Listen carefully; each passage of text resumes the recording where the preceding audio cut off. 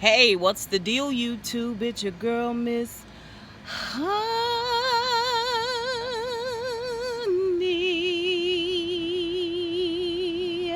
Welcome back to the channel, everybody. It's your girl, Miss Honey. I hope you guys are having a wonderful vacation. Memorial Day has been beautiful here in Georgia.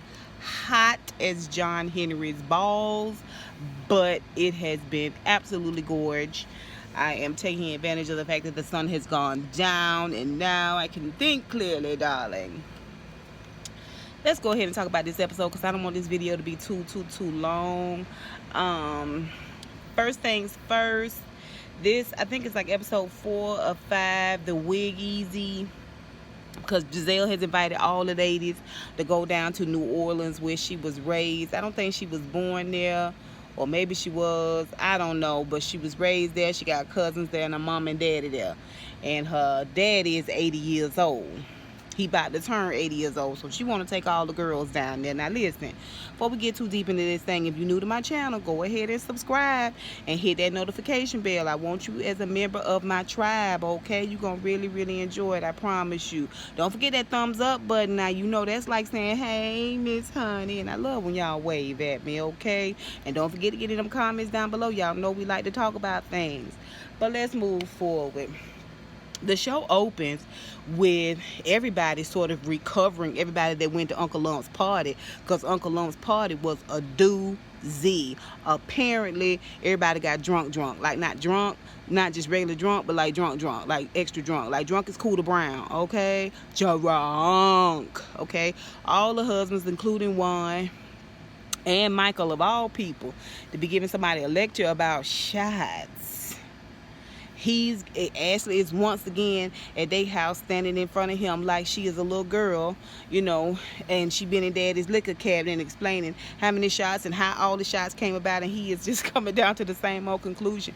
Girl, you cannot drink shots. You cannot drink shots. Like, you can't be trusted to drink shots. You not an adult like daddy is. Basically, this is how they conversation going. And then later on we see where Juan is kind of chastising Robyn for coming in drunk. Men don't like that. Men don't like that drunk. They like tipsy. They like buzz. They like it when you get easy breezy. But baby, they do not like that drunk. No, it's unattractive. Anyway, later on we see where Candiace and Robyn are talking on the phone. They recapping the night, and Candiace is drinking Pedialyte, and Robyn is talking about, oh, we cannot do this again. You know what I'm saying? We gotta slow down, right? We gotta slow it all the way down. And neither one of them, although they talking about it in confessional, neither one of them mentioned the dick comment that Michael made when he had way too many shots. Okay, that's fine. That's no problem. That's okay. Let's move forward with. This is what I want to say, because y'all know I don't watch nobody videos before I do my own review. Then after I do my own review, I will go and watch everybody else that I love videos. And a lot of people had some very valid points. A lot of people who felt like the general consensus is that Michael may be bisexual. Let me say this. He could be bisexual. He could be straight up gay. But I think that Michael is just a freak. I think he a freak-a-league. I think he's a man with a fetish. Now, let me tell you why I say this. I had a good friend, at the time that I met her. I was like 22, 23. This was fresh out of college. She must have been about, at that time, about 45, 48 maybe. Well, anyway, a good part of her 20s she spent prostituting. Now, I don't mean like walking up and down the boulevard. She worked clubs up off Glenwood, you know, like a little speakeasy, little holes in the wall, little juke joints, and white folks was coming in and out of them clubs. And she had a white man that used to pay her to pee in his mouth, not for sex, not for her to do anything other than to stand over him and pee in his mouth. That's all he wanted, was her to pee in his mouth. I was taken aback. But now that I see Michael, it's a trigger for me. I don't think he gay. You know what I'm saying? I think he probably enjoys being choked out with a large I'm sorry. I'm sorry. I'm just being honest. He seemed like he might have a gag fetish, or he might be an individual that likes to be put under submission. He might be a person that likes to be diapered and pampered. He just happens to enjoy a man doing it to him, as opposed to making him submissive, making him lick their boots and they butts. You know, whatever. That's what I really think is going on with Michael. I don't think that he don't love Ashley. I think he love Ashley, but like Uncle Lump say, he love Ashley more for the token principle of it, because she really acts like a dodo bird next to Michael. I think the thing that really gets him where he needs to go is that fetish.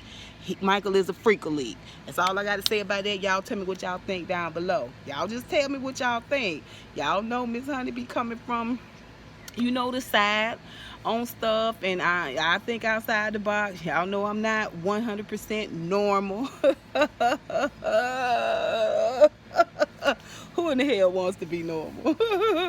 But I'm just saying, the man seems like he might have a little bit of a gag fetish. He might like to be diapered and powdered. He might like punishment. You know what I'm saying? He might like a high heel to the balls. Something like that. So, let me tell you, this is what's going on with Michael, except he like a man to do it.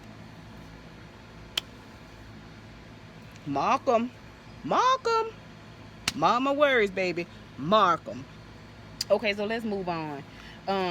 Gizelle is going to invite everybody to New Orleans. We already talked about that. Everybody's going to gather at Gizelle's house and get on the party bus and head to the airport. Everybody except Robyn, because Robyn is always late for everything. But before we get there, there is the ubiquitous Women's Expo, okay, which Gizelle is a part of, because she got Every Hue Beauty, which is, by the way, if you guys don't know by now, is in Target stores. I've never seen it.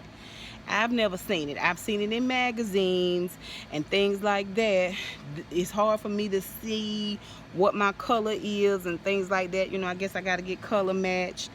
But okay. Every Hue Beauty is there. She's at the Ubiquitous Hair Expo. She's got her girls there because they made a comment to her about the fact that they think she is much happier, much nicer, much more agreeable when she has a man. And you know, they like to see her with a man. You know what I'm saying? Sherman's not the one, that's fine, but you need to find you somebody, mama, because you're getting on our nerves. Well, she got her girls there because she want to show them that it don't take a man to make you happy. That's not the only thing that makes you happy. You know what I'm saying? You don't need that in order to be successful and be happy in this world. Okay, girl. That's true. All of that is true. All I'm saying is, still, a girl needs some help in this world. I'm learning that now. I'm just being honest. But anyway, let me move forward. Candiace done went to the dentist with oh, I done forgot her name. Karen. Karen and Candiace go to the dentist. Karen's getting the crown. And Candiace is just waxing poetical about the fact that Karen is really more like the mother figure that she would like to have, because her mom is very critical and she doesn't really have a lot of fun with her, which is fine. That's fine. That's cool and everything, because later on we see where she has decided she gonna FaceTime her mom. They haven't really talked since the wedding. I mean, they haven't been on a honeymoon, but you know, chilling out and being by yourself. What is that? It's Georgia now. It's a lot of trees. I think it's a squirrel fight. So anyway, you know, so they have been kind of like on honeymoon chill mode, that type of thing. So she hasn't talked to her mom. Her mama's got her eyebrows microblading, but she wants to have a conversation with her mama about boundaries. Boundaries, mother.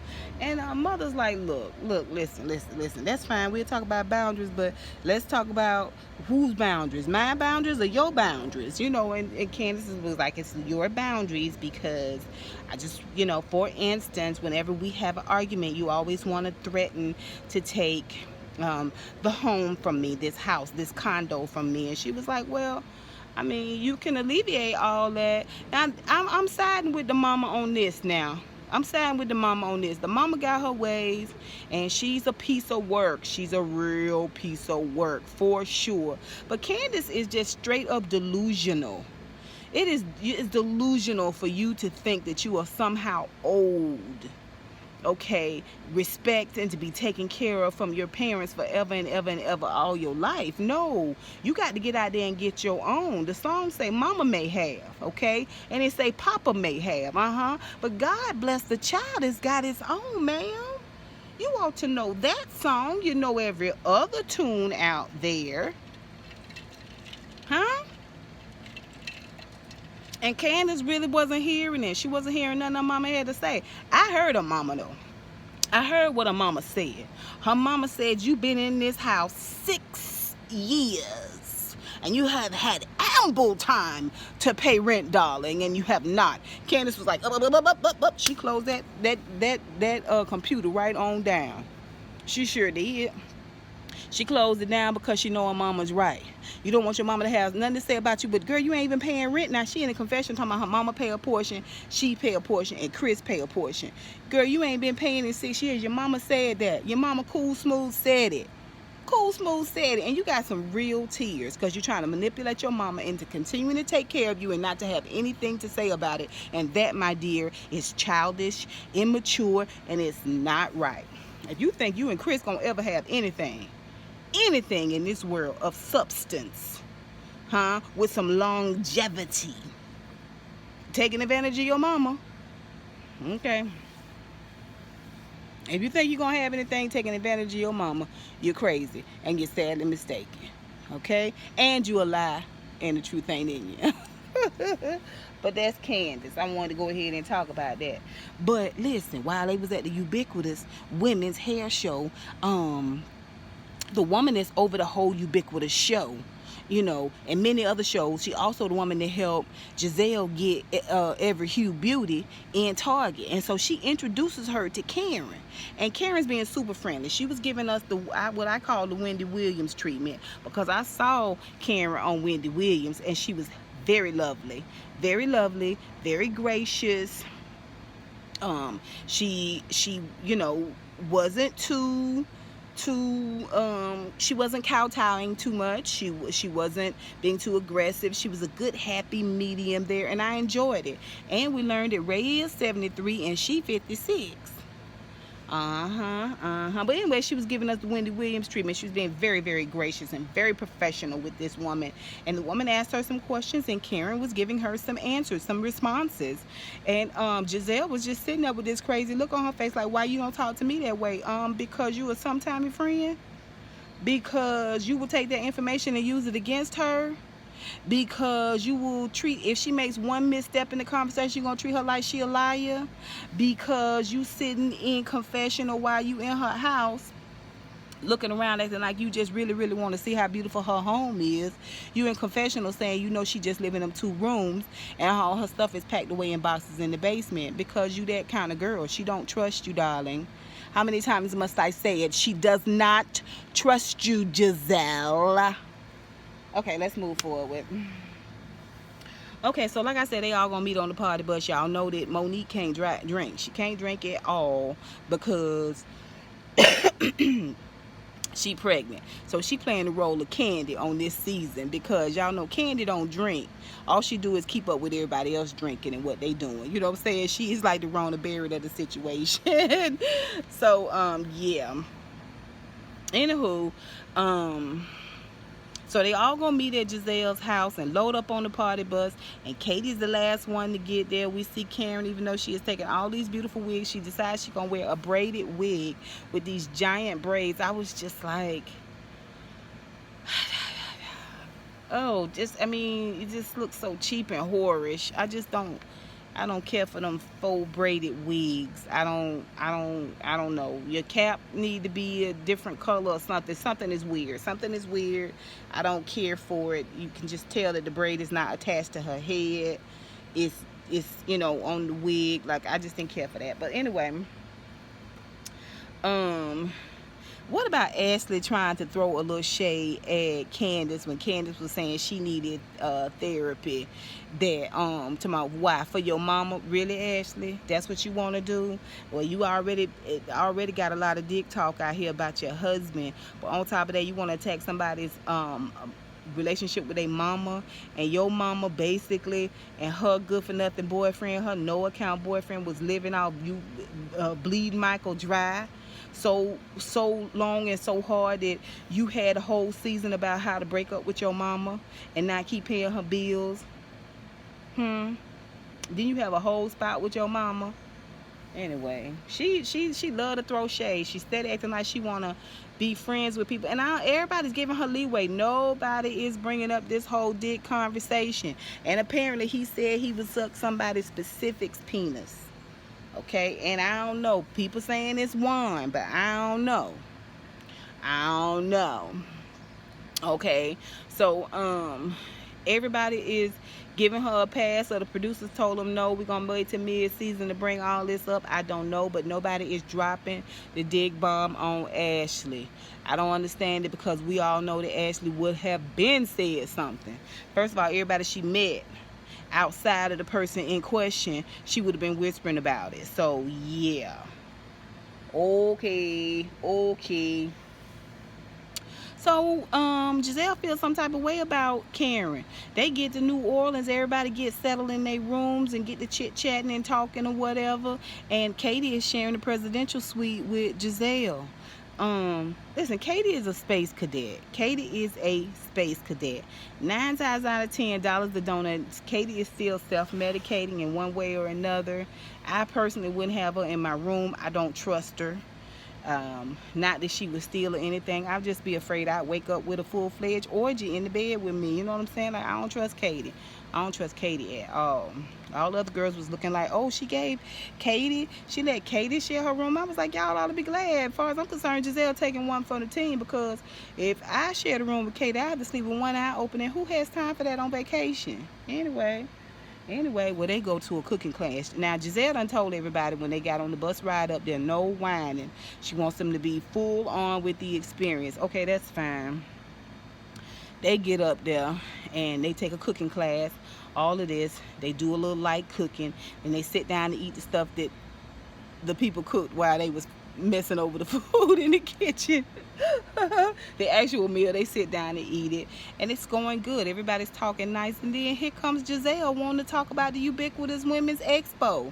Talking about, I just didn't understand why you would tell a complete stranger that, but I asked you the same questions and you ain't talk to me the same way. Do you really not get it, Gizelle? Do you really not get the fact that you are untrustworthy? Now, you know you shady. You know you forked tongue. You know you a backstabber. You know you a double talker. Huh? This the life you chose. This is the result of the life you chose. Meanwhile, ain't nobody asked you about that book. Ain't nobody brought up Sherman. I mean, what gives, girls? What gives? Yeah, what gives? I don't understand. I don't get it. One thing I will say about Real Housewives of Atlanta, the girls be slanging, okay? The girls bring it up and they bring it out. It's very little that they keep, they hold to themselves and don't. Even with the whole Nene situation, that belt situation eventually came out because people gonna talk about it. I just don't understand why everybody ain't holding Gizelle feet to task. To the fire. Why they not holding her to task for stuff? Why does everybody have to answer to Gizelle? Really, Gizelle? If y'all would make Gizelle answer, she wouldn't be asking these stupid questions. Anyway, Karen got upset and stormed out. I don't understand about her storming out. I don't get that. It looked like she gonna pack up and leave and go home. I say fine. Pack up and leave and go home, if that's what you want to do. You still mourning your parents anyway. She did the bare minimum. She came. She need to go on back home and take pregnant Monique with you. No, you can't take Monique. Monique gonna be our. She's gonna be our. She's gonna be our archivist. She our Candiace. She gonna help us keep up with everything. But anyway, that's basically the episode. You guys tell me what you think. Put it down below. And until next time, honeybees.